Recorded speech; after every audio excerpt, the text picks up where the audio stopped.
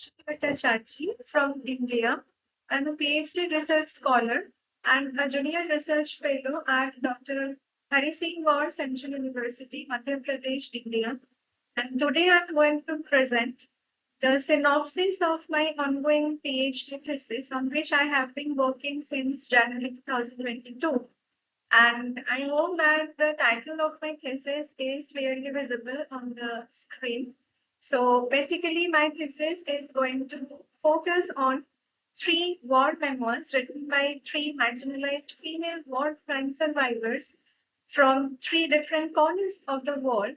And I'm going to analyze those three war memoirs according to the theories of biopolitics and intersectionality.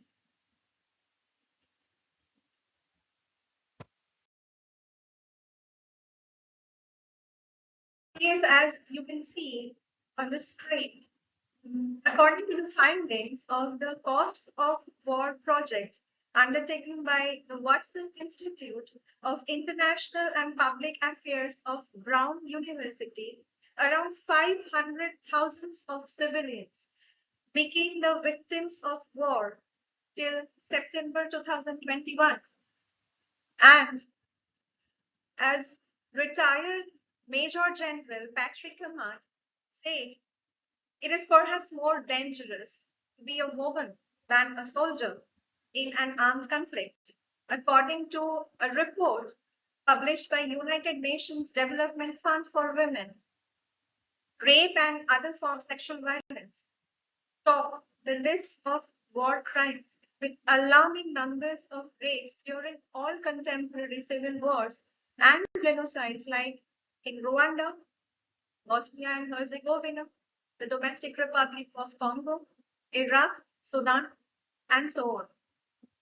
And women are targeted not only for their gender, also their race, ethnicity, religion, and several other factors.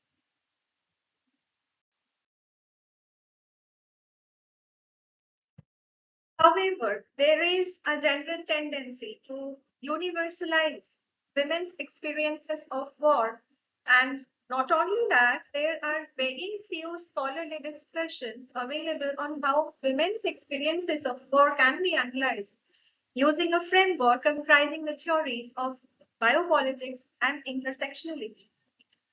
So, based on these issues, this thesis wants to show how a female body becomes a territory to be occupied during wars, and violating that and controlling that politically becomes synonymous with subjugating the enemy group itself. And the research will also try to prove that this operation is intersectional, involving various factors, including gender.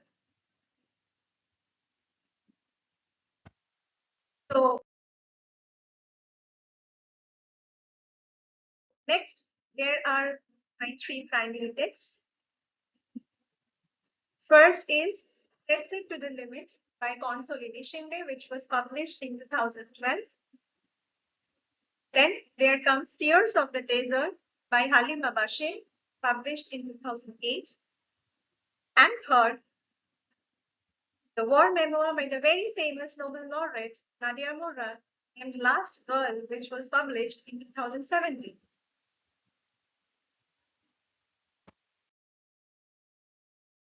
Next, I would like to share with you some key facts about my three primary texts.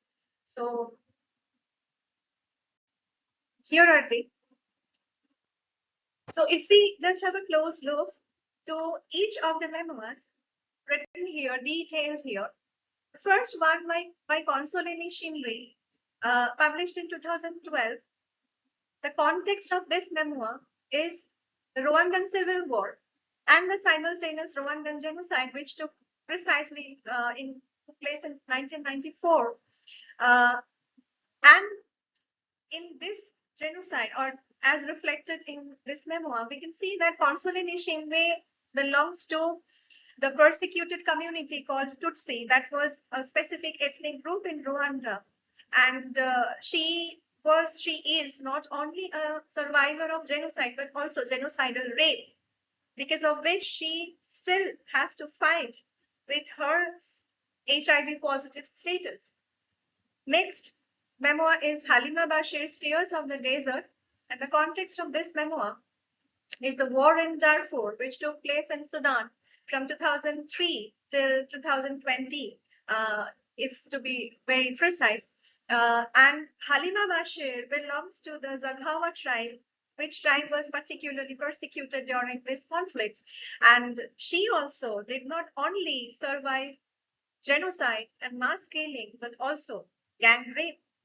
Finally, there is Nadia Murad's Last Girl, which depicts her experiences of the war in Iraq. And Nadia Murad belongs to the Yazidi minority of Iraq, the minority which was particularly targeted by the Islamic State terrorists. And Nadia Murad had to also face not only genocide but also genocidal rape. She was held with numerous other women from her community as sex slaves by the ISIS terrorists. So another point to be noted here, that is Consoli Nishimbe in Rwanda was persecuted, was harassed, was tortured because of the fact that she belonged to a particular ethnic group. So she was persecuted because of her ethnicity. Halima Bashir was tortured because of her racial identity. And Nadia Murad was tortured because of her religion. Next, I would like to say something about my theoretical framework, the first of which is intersectionality, coined by Professor Kimberly Crenshaw in 1989. The term intersectionality refers to the interconnected nature of the social categorizations such as race, class, gender, ethnicity, ability, religion, and several others as applied to an individual or a particular group, regarded as creating an overlapping and interdependent system of discrimination and disadvantage. Next, there comes biopolitics, and this framework will include biopolitical theories as propounded by Michel Foucault, Giorgio Agamben, and Achille Mbembe. So first, Foucault. Foucault explained biopolitics, to be very brief, as an extreme political intervention in human life. And according to him, modern wars are waged not between races, but by a race that defines and holds the norm and against a race that deviates from that norm. Next, relates biopolitics with his theory of bare life, which he explains as similar with the Latin term homo sacer, or sacred man, which means stripping a specific population of all legal protection, so giving them practically at the hand of the divinity. And killing these people is not seen as a crime and sometimes even legalized by using the faulty concept of racial hygiene, as we can remember in the case of the Jews, as they were being persecuted during the time of Second World War by the Nazi regime. Finally, Mbembe coins his own term necropolitics, which he defines as the capacity to dictate who may live and who must die. So, yes, based on this discussion on the theoretical framework, this thesis is going to demonstrate how war crimes committed against women involve an intersectional character, and the oppression that they face can be successfully explained through a biopolitical lens.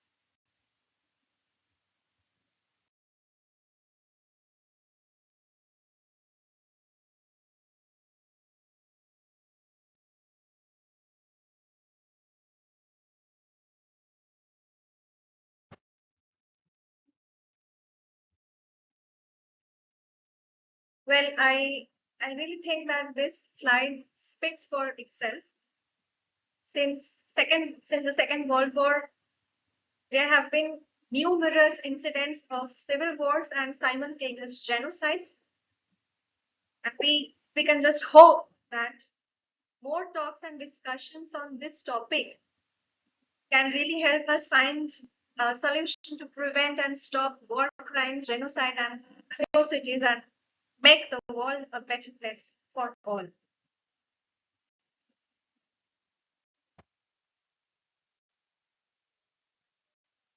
We should all about. Thank you.